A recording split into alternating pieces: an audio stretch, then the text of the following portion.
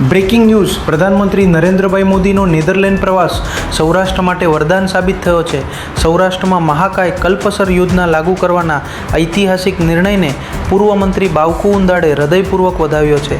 પ્રધાનમંત્રી મોદીએ નેધરલેન્ડ પ્રવાસ દરમિયાન કલ્પસર યોજનાના મહત્વના ટેકનિકલ એગ્રીમેન્ટ કર્યા છે.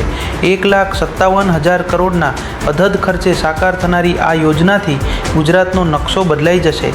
પૂર્વ મંત્રી બાવકુ ઉંદાડે જણાવ્યું છે કે કલ્પસર યોજનાથી મીઠા પાણીનો પ્રચંડ સ્ત્રોત વધશે, મચ્છી ઉદ્યોગને મોટો ફાયદો થશે અને નવી વીજળીનું ઉત્પાદન પણ થશે.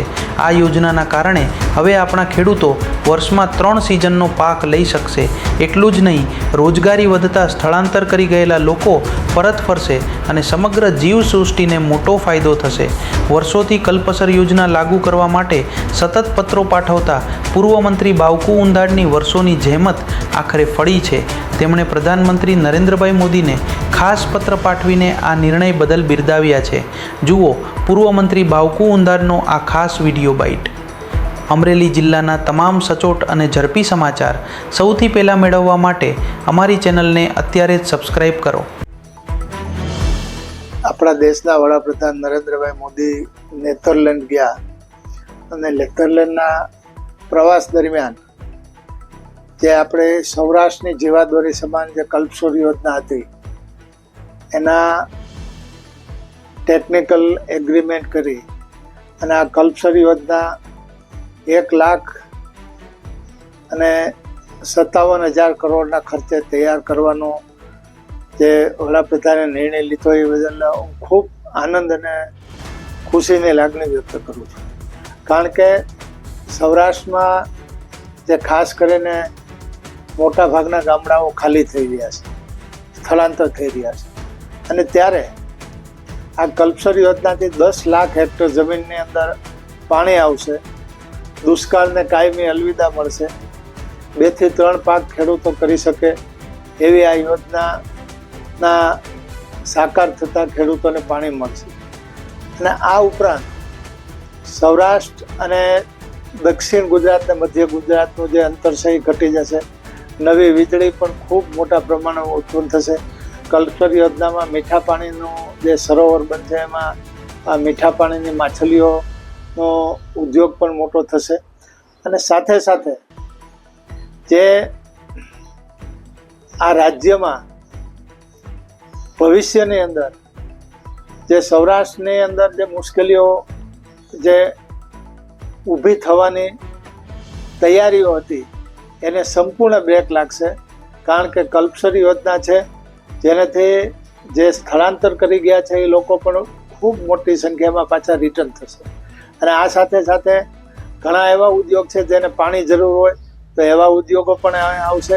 ખેતીનું ઉત્પાદન ખૂબ થતાં ખેતીના પાકને લગતા એટલે કે કૃષિ ઉદ્યોગો અને ખાસ કરીને ફૂડ ઉદ્યોગ પણ ખૂબ મોટા અહીંયા થઈ શકશે. એટલે કલ્પસર યોજના છે એ ભવિષ્યમાં માનો કે દાખલા તરીકે એમપીની અંદર વરસાદ ઓછો પડ્યો અને નર્મદામાં પાણી ઓછું આવ્યું હોય અને આ વિસ્તારમાં સારો વરસાદ હોય તો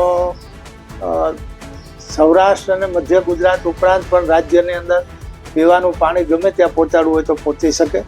આ સાથે સાથે જે પીવાના પાણીની યોજના અને આ ઉપરાંત જે નરેન્દ્રભાઈએ સૌની યોજના કરેલી છે, નર્મદાની જે કેનાલો છે એમાં પણ આ કલ્પસરની લિંક જોઈન્ટ થઈ શકે.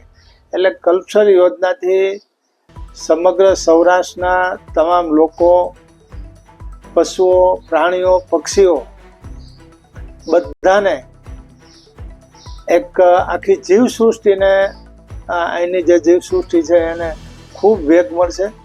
અને ખેતી અને પાણી સાથે સાથે બાગાયતી ખેતી વધશે જેને લીધે પર્યાવરણને પણ ફાયદો થશે.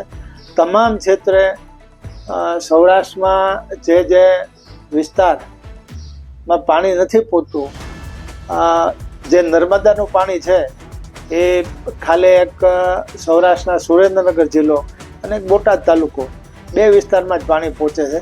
સુરેન્દ્રનગર જિલ્લામાં પણ અમુક વિસ્તારમાં પાણી નથી પહોંચતું.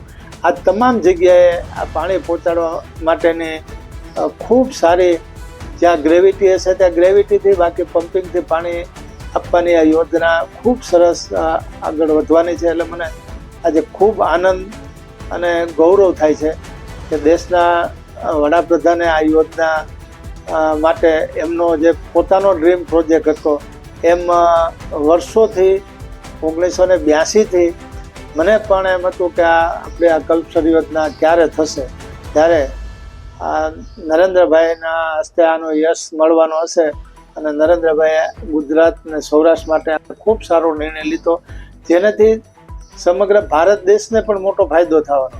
કારણ કે સૌરાષ્ટ્રની અંદર જે ખેત ઉત્પાદન આવશે, પછી શાકભાજી હોય, ફળ હોય, તેલીબિયા હોય કે તમામ પ્રકારના જે અનાજ હોય, બધા પાકોને લીધે દેશને પણ બહુ મોટો ફાયદો થશે.